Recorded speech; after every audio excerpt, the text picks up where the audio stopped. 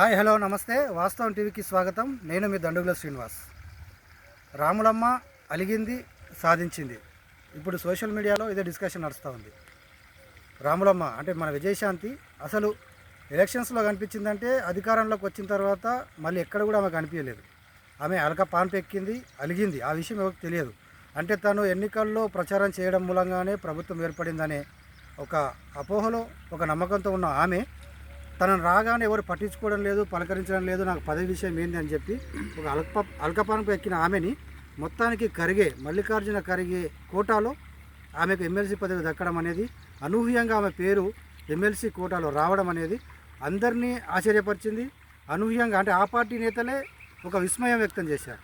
కొంతమంది సోషల్ మీడియాలో విసురులు కూడా వ్యక్తపరిచారు. ఏంటంటే అసలు రాములమ్మకి ఎందుకు ఇవ్వాల్సి వచ్చింది, ఆమె వల్ల పార్టీకి ఏమైనా ఉపయోగమా, నయా పైస ఉపయోగమా. కొందరైతే ఏకంగా జిహెచ్ఎంసీ కార్పొరేషన్ ఎన్నికల్లో ఒక్క కార్పొరేట్ సీట్ అయినా గెలిపిస్తే మేము ఏదంటే దానికి సిద్ధమన్నట్టుగా కూడా ఆమె పైన సవాల్ విసిరే పరిస్థితికి వచ్చింది. అంటే ఆమె అవుట్డేటెడ్ లీడర్గా అభివర్ణిస్తున్నారు, భావిస్తూ ఉన్నారు. ఎందుకంటే ఆమె జనాల్లో లేదు. ఒక ఫైర్ బ్రాండ్గా ఆమె నటన, ఆమె నటించిన సినిమాలు ఒక స్టార్ క్యాంపెయినర్గా పనికొచ్చిందేమో, కానీ ఇప్పుడు ఆమె పట్ల కానీ అదంతా జనాల్లో ఒక రకమైన అది లేదు, అంచనాలు లేవు. కాబట్టి ఆమెకి ఇవ్వడం మూలంగా ఎంతోమందిని ఒక అద్దంకి దయాకర్కి ఇచ్చారంటే దాంట్లో అర్థం ఉంది.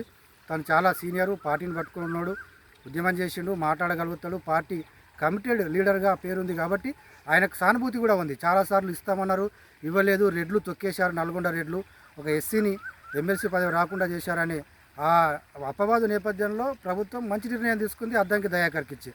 మరి ఈ రాములమ్మ ఎందుకు వచ్చింది తెర మీదకి అనుకోకుండా అర్ధరాత్రి? ఎవరికి కనీసం కొంత సమాచారం కూడా మీడియాలో కూడా ఎక్కడైనా విజయశాంతికి ఎమ్మెల్సీ ఇచ్చే అవకాశాలు ఉన్నాయని రాసే పరిస్థితి కూడా ఎవరికి లేదు. ఎందుకంటే ఆమె గురించి ఊసు లేదు, ఎక్కడ లీకు గిడలేదు. అయితే మల్లికార్జున ఖర్గేకు రేవంత్కు మధ్య గ్యాప్ ఉంది.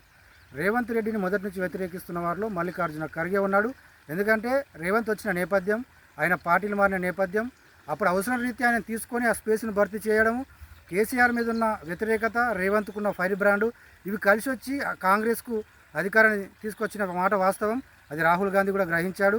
ఎంత నెగిటివ్ ప్రచారం చేసినా రేవంత్ పైన రాహుల్కి ఒక రకమైన నమ్మకం ఉంది. ఏంటంటే రేవంత్ వల్లే కాంగ్రెస్ అధికారంలోకి వచ్చింది, తన మాటలు, తన ఫైర్ బ్రాండ్ వల్లనే వచ్చింది అనే దాంట్లో ఉన్నారు. ఎందుకంటే ఇతర రాష్ట్రాల్లో ఉన్న ఫలితాలు గమనిస్తే కాంగ్రెస్వి అన్నిట్లో వైఫల్యమే కాంగ్రెస్ది. కాబట్టి తెలంగాణలో ఎందుకు వచ్చింది అని అంటే ఒక రకంగా కేసీఆర్ కుటుంబం మీద వ్యతిరేకత, దానికి తోడు రేవంత్ మీద కాంగ్రెస్ పార్టీ మీద కొంత ఉన్న నమ్మకం. కాబట్టి రేవంత్ని తీసేస్తారు, మారుస్తారని ఎవరెన్ని ప్రచారాలు చేసినా, గోబెల్స్ ప్రచారాలు చేసినా వాస్తవంగా అధిష్టానంతో కొంత సంబంధాలు బాగా ఉన్నాయి, ఎవరితో, రాహుల్ గాంధీతో. కానీ ఖర్గేతో మాత్రం రేవంత్కు సంబంధాలు లేవు.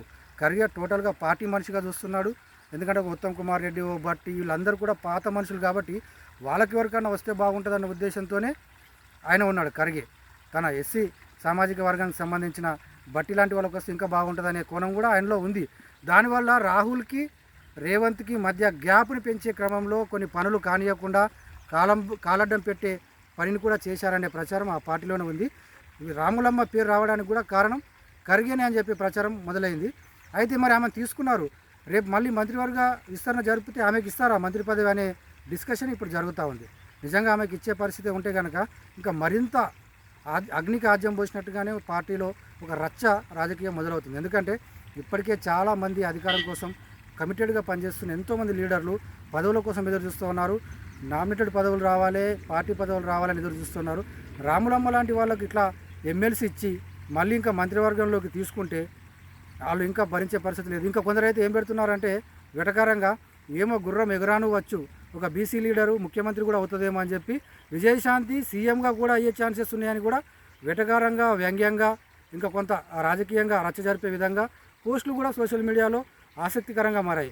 అయితే మున్నూరు కాపు సామాజిక వర్గానికి చెందిన లీడర్గా ఆమెను చెప్తా ఉన్నారు. చాలామందికి ఆమె కులం కూడా తెలియదు, బీసీ లీడర్ మాత్రం పక్కా. అయితే కులం ఏంది అని అంటే మున్నూరు కాపు అనే డిస్కషన్ మొదలవుతూ ఉంది.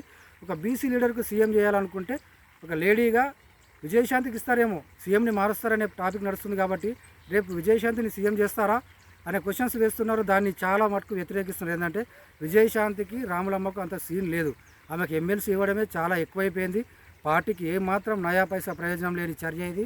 ఖర్గే కేవలం రేవంత్ మీద ఉన్న ఒక వ్యతిరేకత వల్ల, అంటే ఆయన మాటల్ని అన్నింటినీ కూడా, అంటే రేవంత్ వాస్తవానికి అతని ప్రాణ స్నేహితుడు, ప్రభుత్వ సలహాదారు వేం నరేందర్ రెడ్డికి ఎమ్మెల్సీ ఇప్పించుకోవాలనుకున్నాడు. వేం నరేందర్ రెడ్డి ప్లేస్లో రాములమ్మ రాత్రి వచ్చి కూర్చుంది అక్కడ పేరు.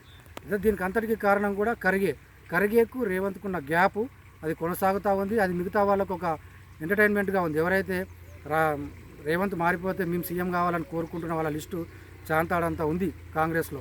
ఒక బట్టి, ఒక ఉత్తమ్ కుమార్ రెడ్డి, పొంగులేటి, ఇట్లా వీళ్ళందరూ కూడా ఇట్లాంటి చర్యలను ఏం చేస్తున్నారంటే దూరంగా ఉండి పార్టీకి నష్టం జరుగుతుందనే కోణం పక్కన పెడితే ఇట్లా జరుగుతున్న దాన్ని ఎంజాయ్ చేస్తూ ఉన్నారు. రేవంత్ దిగిపోవాలని కోరుకున్న సంఖ్య వాళ్ళలోనే ఉంది. కాబట్టి ఇప్పటికే అప్పులపాలయ్యామని చెప్పేసి ప్రతిపక్షం ఆరోపిస్తున్న నేపథ్యంలో, పథకాలు అందడం లేదని ప్రజలు గగ్గోలు పెడుతున్న నేపథ్యంలో పార్టీలోనే ఒక ఐక్యత లేకుండా వీళ్ళదొక దారి వాళ్ళదొక దారి, ఎవరికి పదవులు ఇస్తున్నారు, ఏం చేస్తున్నారు, ఎవరికి సఖ్యత ఉంది, వాళ్ళ ఐక్యత ఎట్లా ఉంది అనేది ప్రజలు ఇంకా చూసుకొని అనవసరంగా కాంగ్రెస్ని మనం గెలిపించుకున్నామా అనే పరిస్థితులు ఒక ఏడాది కాలంలోనే కల్పించిన పరిస్థితి అయితే మనకు కనబడతా ఉంది.